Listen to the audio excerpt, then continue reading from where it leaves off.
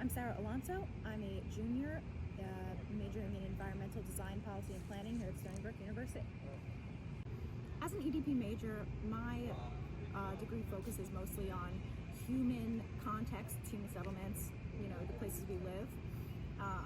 And the sustainability aspect is not just in, how do we keep it green, but how do we keep it manageable? How do we keep reproducing it so that we can have it for as long as we can have it, And my favorite part about being in the sustainability department is that everybody around you has the same sustainability mindedness.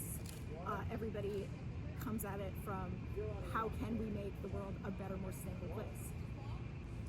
The most pressing issue of sustainability of our time, I think, has to be CO2 emissions and the heating of the planet, basically, and the transition towards green energy.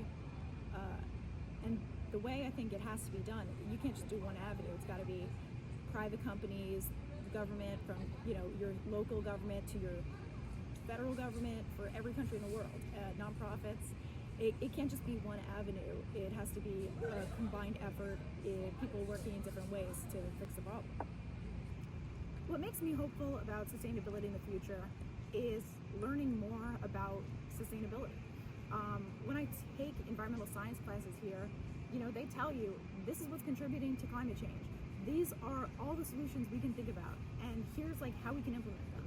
And I think, making it real is what gives me the idea that it is manageable, it's fixable. We just have to do it. And so I define success by doing what you can. There's this story about the starfish on the beach. All these starfish are washed up on the beach, and one guy starts picking them up and throwing them back in the ocean.